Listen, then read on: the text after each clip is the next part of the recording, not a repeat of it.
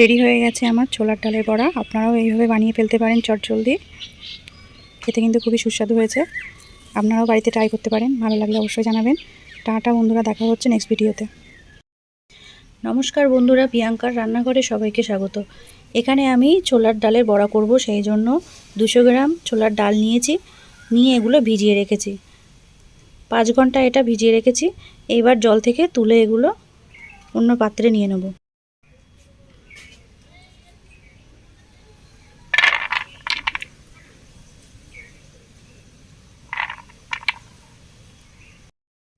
জল থেকে ছেঁকে আমি ডালগুলো তুলে নিয়েছি। এই ডাল থেকে অল্প কিছুটা ডাল আমি অন্য পাত্রে তুলে নেব। বাদ বাকি ডালগুলো আমি বেটে নেব। এই যে ডালগুলো বেটে নিয়েছি। এখন আমি এর মধ্যে হাফ চামচ আদা কুচি, 4টে কাঁচা লঙ্কা কুচি করে নিয়েছি,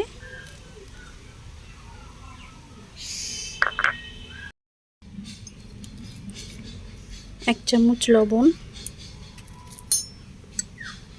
হাফ চামচ হলুদ গুঁড়ো, হাফ চামচ কাশ্মীরি লঙ্কা গুঁড়ো, সামান্য একটু গরম মশলা গুঁড়ো দিয়ে দিলাম, আর 2 চামচ কর্নফ্লাওয়ার দিয়ে দেব। দিয়ে এটা ভালো করে মাখিয়ে নেব।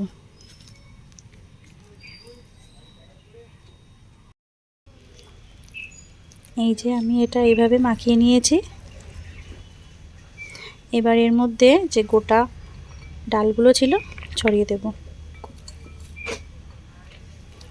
দিয়ে ভালো করে মাখিয়ে নেব। যে মাখানো রেডি হয়ে গেছে, এবার আমি এগুলো ভেজে নেব। বড়া ভাজার জন্য আমি এখানে কড়াই বসিয়ে দিয়েছি। কড়াইটা গরম হয়ে গেছে। এখন আমি এর মধ্যে তেল দিয়ে দেবো। আমি এখানে রিফাইন তেল নিয়েছি।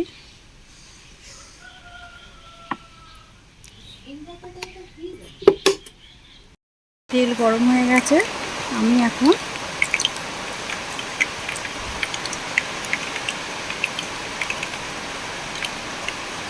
বড়াগুলো ভাজার জন্য ছেড়ে দেব।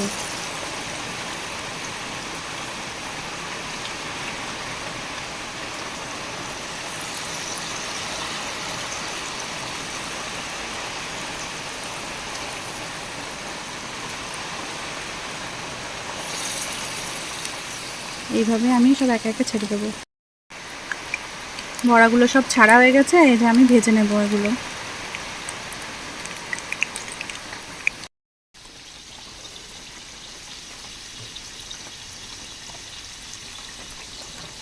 এবার আমি এগুলো উল্টে দেবো। এক পিঠ ভাজা হয়ে গেছে। এক পিঠ ভাজার জন্য আমি উল্টে দেবো।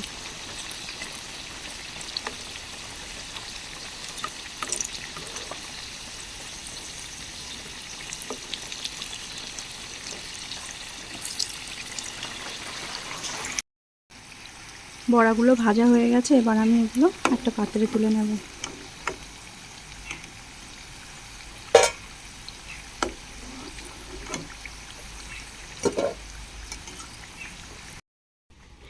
বড়াগুলো তোলা হয়ে গেছে। বাকি বড়াগুলো আমি একই পদ্ধতিতে তেলের মধ্যে ভেজে নেব।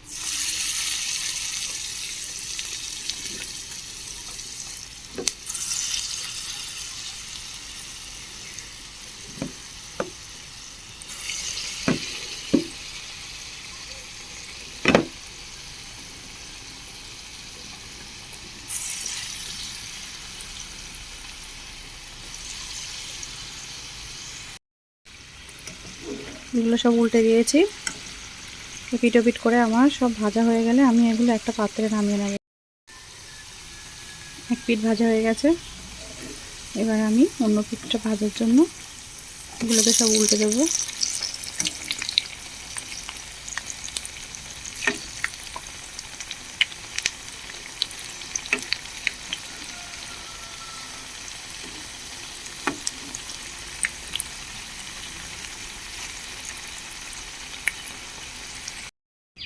রেডি হয়ে গেছে আমার ছোলার ডালের বড়া। আপনারাও এইভাবে বানিয়ে ফেলতে পারেন চটজলদি।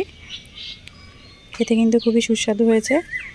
আপনারাও বাড়িতে ট্রাই করতে পারেন। ভালো লাগলে অবশ্যই জানাবেন। টাটা বন্ধুরা, দেখা হচ্ছে নেক্সট ভিডিওতে।